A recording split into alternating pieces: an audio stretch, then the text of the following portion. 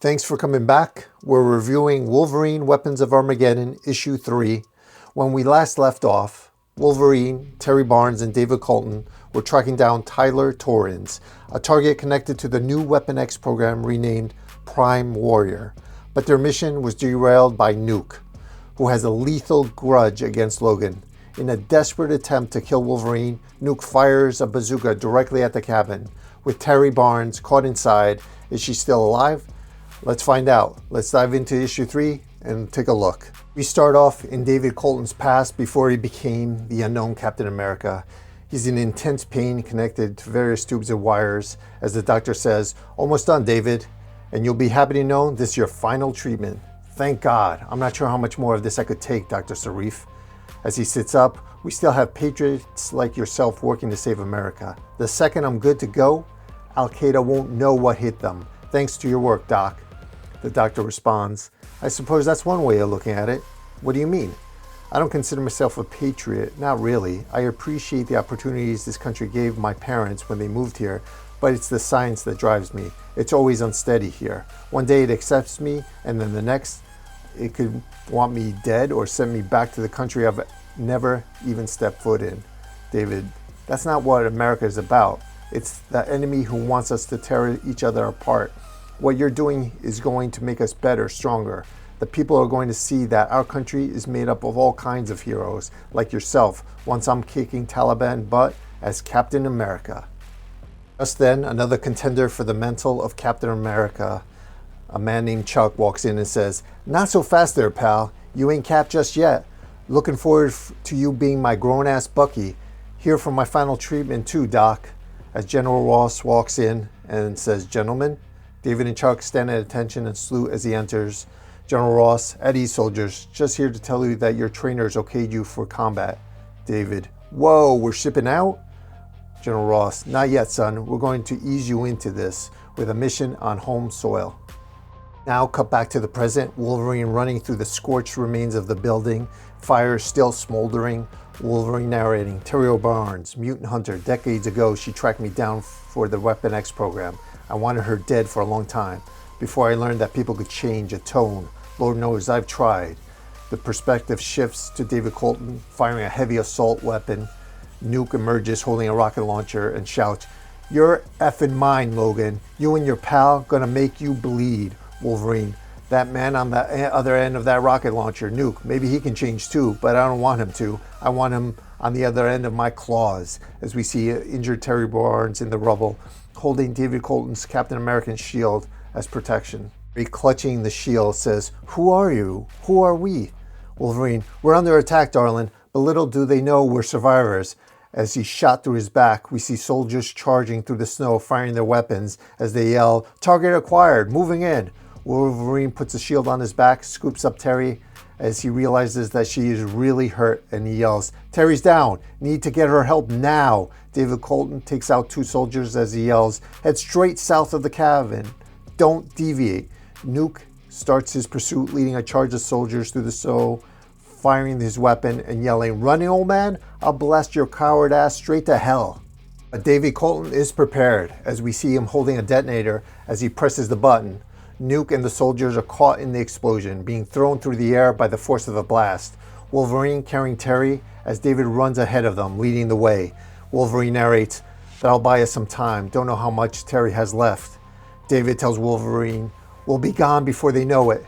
As we see Nuke emerging from the snow, his shirt torn, out of breath, as he says, Logan. Cut to David Colton's past again. We see a black surveillance van parked outside a motel. We cut to the interior. We see a squad of heavily armed tactical soldiers, including David and Chuck, as they review the target. David asks, So just one of them, or are we expecting they have backup? The tactical lead responds, Only one checked in. Khalid Al-Omar. Been doing flight training outside of Orlando, but broke his arm before September 11th. We preferred to take him alive to find out if there are any more cells we don't know about. But I'm not a fan of this being a test case for you two Roy jobs, so don't F it up, understood? As David and Chuck yell, Yes sir, we know the drill. The back doors of the van swing open as the tactical team spills out into the motel parking lot. Tactical team moves silently along the second floor balcony as we see a dimly lit motel room with the target, Khalid al-Omar. He's startled and immediately reaches for his gun on the bedside table, makes a break and runs towards the back of the room. He escapes before David can secure the exit and catches David by surprise as he's knocked backwards off the fire escape. Two tactical soldiers positioned at the bottom of the fire escape as Khalid leads over and fires down at them. Colton slams into the ground, uses his shield to break the fall, skidding across the pavement. An explosion rips through the second floor balcony where the confrontation just occurred. David is seen target running toward the grass tree-lined area as he quickly pushes himself up from the ground and starts running toward the target as he whispers Chuck, who is already in pursuit. To the present day, we see Logan, Terry, and David Colton running to the plane docked at the wooden pier as Wolverine yells, "Closest hospital?" David, 40 miles, not sure if we will make it. Terry, no, I'll be fine. Need to find Tyler before. Wolverine cuts her off. Hey, you're too hurt. We're getting you to the hospital. She yells, damn it, Logan. I need to do this. You know I need to. As they settle into the plane, David says, I think I know where this kid is. He explains to Wolverine and Terry, after I got him to my place, we started talking, told him everything I know about the monsters who did this to him. The feeling I got was that he was looking for payback. Wolverine, where's the guy in charge of Prime Warrior? David, Nick Pruitt, facility in South Dakota. We have enough fuel to get there, but it's heavily fortified. There's a reason I've been taking out their satellite operations. Wolverine, yeah, well, they ain't fortified against me. We cut to a large semi-truck driving along a snow-covered highway at night as we see the truck driver picked up the kid everyone's searching for, Tyler Torrens. As the truck driver asks, I don't mean to pry, kid, but you look a little young to be out on your own. Tyler responds, I'm 18. Sure, but still, do you have a place you're going to, a warm bed, or are you just running away from something? Tyler, I got an appointment with someone very important who needs something I have. See soldiers in green tactical gear picking up through the splintered wood and debris of the destroyed cabin. A high-ranking officer, Donaldson, says, so we've identified Logan and the woman O'Barnes? Nuke. Correct, sir. Donaldson, but you didn't get a proper ID on the other man? Our terrorist? Nuke, no, sir. Mr. Donaldson, sir. Donaldson pointing his finger at Simpson. Would that be because you were too busy ignoring my command to wait for the team, Simpson, while you blew up our only lead? I'm sorry, sir. It appeared they were about to run, so I took action. Soldiers say, I have something, sir, as he holds up a piece of salvaged machinery. Donaldson looks at Dr. Ash. Bomb-making equipment? Ash, no. It's a diagnostic machine, but quite specific. The input levels and indicators appear to be Stark technology for a medical arc reactor. My God, as dread comes over his face, Donaldson yells, what is it? Dr. Ash, a problem. Put me through to Mr. Pruitt now. Mr. Pruitt in a boardroom takes the call. Professor, please tell me you have good news. I'm afraid not. Logan O'Barnes got away. No sign of Tyler Torrens or the box, and I believe I know who the bomber is. Pruitt, who? He says, a super soldier from 01, Project Renewal. The procedure damaged the hearts of the applicants. One received medical assistance from Tony Stark himself, and I just found evidence of that. His name, Major David Colton. He was the Captain America for a brief time. Pruitt, I see a lot of rogue elements here, Ash. I'm going to suggest your group returns to home base. All roads lead here. After all, if they take those roads, we'll meet them in kind. As Pruitt looks onto a massive gym facility filled with men training intensely on treadmills and weight machines, clearly the next generation of super soldiers being prepared for combat. Back again to David Colton's past as they're chasing the target. Chuck ahead of him as David's yelling, Chuck, he's heading for the airfield. We see Chuck climbing up the hill as he starts clutching his chest, his face contorted and sweating in pain. Chuck is lying face down on the ground. David rolls him over looking panicked as he yells, what's happening? Chuck, don't stop, go get that MFer. Captain? Khalid reaches the airfield running toward a small propeller plane. He quickly flips switches and engages the ignition. The plane is speeding down the runway as we get a close-up of Khalid with terror on his face as he realizes David Colton is in the runway blocking the plane. David raises his shield as the plane slams into him. The propeller shatters, the windshield sprays with glass everywhere, and the nose of the aircraft erupts in fire. The plane then slams into the ground and erupts into a massive ball of fire. Police cars and flashing lights are arriving on the scene as David shifts from the heat of the battle to concern as he desperately runs back to Chuck, only to find him dead.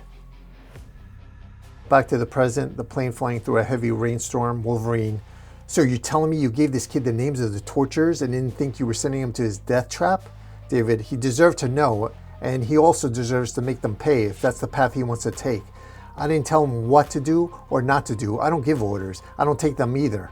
Tyler has every right to kill Pruitt. As a close-up of Terry says, the same way Logan had every right to kill me. Wolverine: you spent the rest of your life making up for that.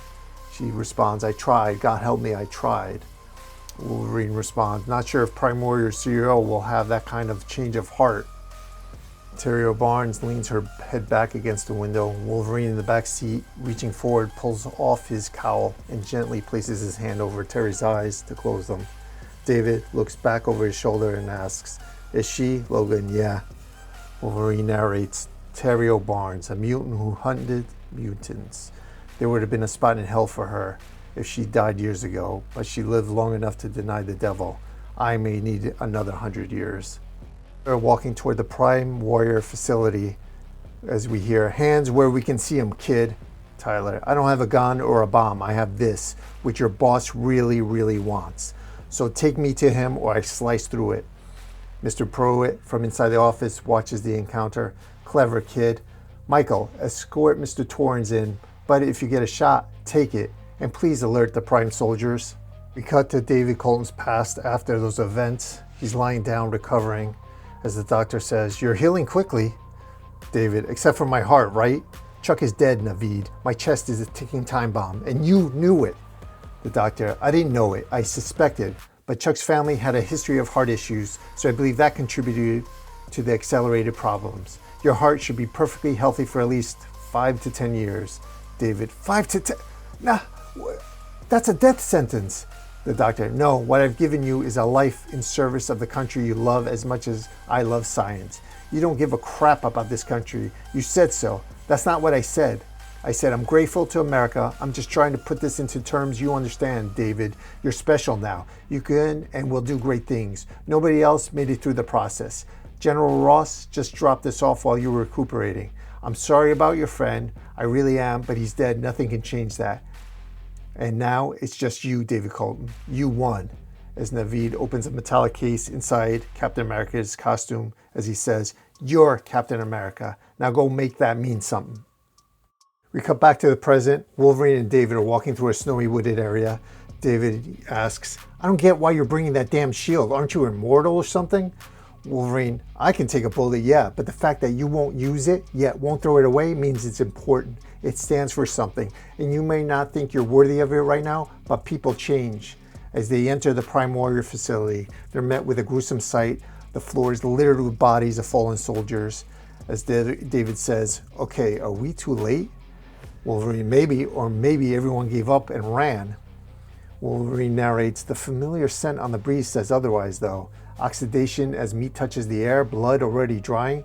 The kid's a killer, but he ain't the only one, as we see a massive hulking soldier with golden metallic armor on his arms, numerous black tubes connected to his torso, reinforced limbs, a power pack on his back, as we see him holding a semi-conscious Tyler as he says, Brat had a lot of spunk, I'll give him that, but he ain't a super soldier, not like us.